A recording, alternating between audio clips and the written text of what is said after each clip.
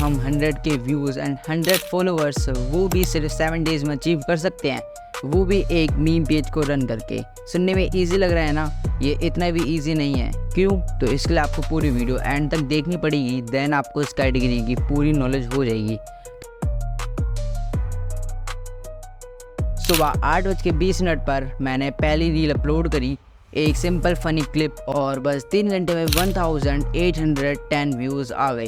मुझे लगा ये तो इजी है। दूसरी रील मैंने 12 बजे अपलोड की, लेकिन इस पर हमको ज़्यादा व्यूज़ नहीं मिले। इस रील पर मुझे सिर्फ 179 व्यूज़ आए। और तीसरी रील मैंने रात में 9:45 PM पर अपलोड करी और मुझे उस पर अच्छे रिजल्ट्स मिले, 891 व्यूज़। तो पहले दिन के टोटल व्यूज़ थे 2880 व्यूज़। मैं खुश था क्योंकि ये एक सॉलिड स्टार्ट था, कॉन्फिडेंस बूस्ट मिल गया था और मन में एक ही बात थी, अगर ऐसे ही चलता रहा तो 7 डेज़ में ये टारगेट हिट हो जाएगा।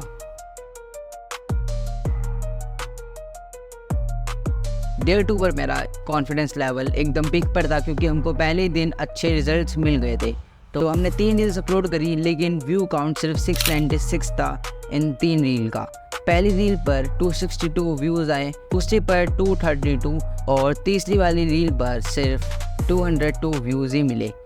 और उस मोमेंट पर समझ आ गया कि इंस्टाग्राम अनप्रिडिक्टेबल है। तो यहाँ हमारा डे 2 भी ख़त्म हो जाता है।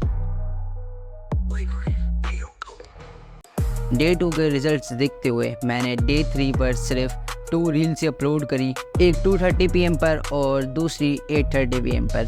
तो हमारी सुबह वाली रील्स पर 522 व्यूज़ आए, रात वाली पर 906 व्यूज़ मिले और डे 2 के टोटल व्यूज़ थे 1428 व्यूज़। मुझे फील हुआ कि टाइमिंग भी इम्पैक्ट डाल रही है।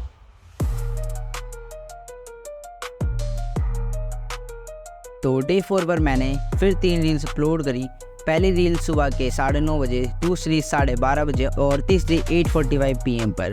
तो हमको फर्स्ट रील पर सिर्फ 231 व्यूज़ ही आए, दूसरी पर 211 व्यूज़, लेकिन जो रात में रील अपलोड करी थी उस पर 1367 व्यूज़ आए। तो डे 4 के टोटल व्यूज़ थे 1809 व्यूज़। हर दिन कुछ नया सीखने को मिल रहा था। अब मुझे भी रियलाइज़ हुआ कि व्यूज़ तो बहुत कम आ रहे हैं, कुछ तो करना होगा। डे 5 वाले दिन मुझे लग रहा था हमको सिर्फ 1000 या 2000 व्यूज़ ही मिलने वाले हैं, लेकिन मैंने ये चीज़ साइड रख के रील्स अपलोड करी।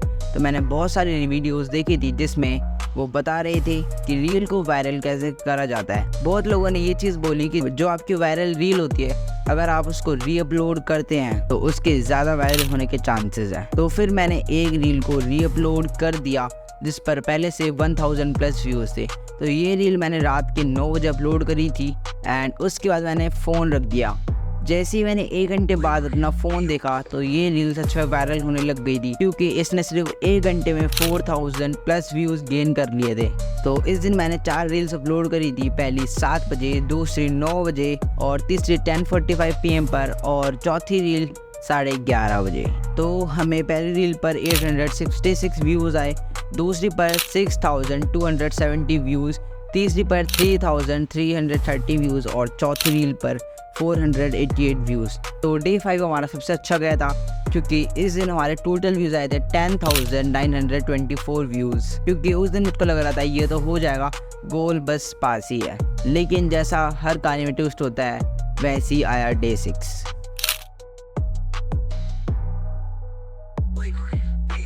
डे 6 पर भी मैंने 4 रील्स अपलोड करी थी और उसमें से पहली रील मेरी 14 व्यूज़ पर अटक गई थी, बाकी पर 571 व्यूज़, 461 और 168 व्यूज़ ही आए थे। और डे 6 पर टोटल हमको सिर्फ 1214 व्यूज़ ही आए। वही कंटेंट जो पहले फायर था अब कोल्ड हो चुका था। उस दिन एक चीज़ समझ आई, कंटेंट वायरल होने के लिए बस क्रिएटिविटी नहीं, फ्रेशनेस और टाइमिंग भी इक्वली इम्पॉर्टेंट है।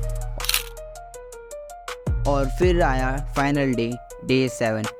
सब कुछ ऑन द लाइन था। इस दिन मैंने 5 रील्स अपलोड करी।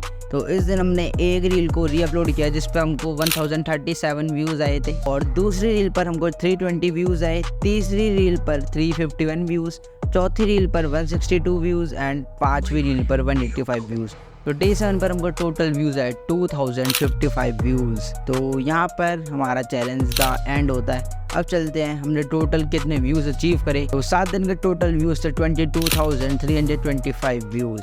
गोल था 100K का, लेकिन क्वार्टर भी नहीं हुआ और हमको सिर्फ एक फॉलोवर ही मिला। लेकिन अगर मैं सच कहूँ तो सबसे बड़ा रिवॉर्ड ये व्यूज़ नहीं थे। हमको इससे बहुत सारी चीज़ें सीखने को मिली थी। कौन सा कंटेंट चलता है, किस टाइमिंग पे पोस्ट करना चाहिए, कैसे कैप्शंस और हुक्स मैटर करते हैं, और सबसे इम्पॉर्टेंट कंसिस्टेंसी क्या होती है। 100 फॉलोवर्स भी कंप्लीट नहीं हुए, बट ऑनेस्टली मुझे उसका रिग्रेट नहीं है, क्योंकि 7 दिन में मैंने वो सीखा जो शायद महीनों में नहीं सीख पाता। और इसी सीख के साथ मैंने एक नया चैलेंज स्टार्ट किया है, 30 डेज़ 30 रील्स अपलोडिंग चैलेंज। अगर आप भी कंटेंट क्रिएशन स्टार्ट करना चाहते हो तो ये बात याद रखना, स्टार्ट करने के लिए परफेक्ट होने का वेट मत करो, स्टार्ट करो और परफेक्शन आएगी। ये जर्नी अभी ख़त्म नहीं हुई है, बीमज़िला का नेक्स्ट चैप्टर अभी बाकी है। मिलते हैं 30 डेज़ चैलेंज के रिजल्ट के साथ। तब तक के लिए subscribe for more videos. And अगर आपको मीशो ड्रॉप शिपिंग के बारे में जानना है तो आप ये वीडियो देख सकते हो।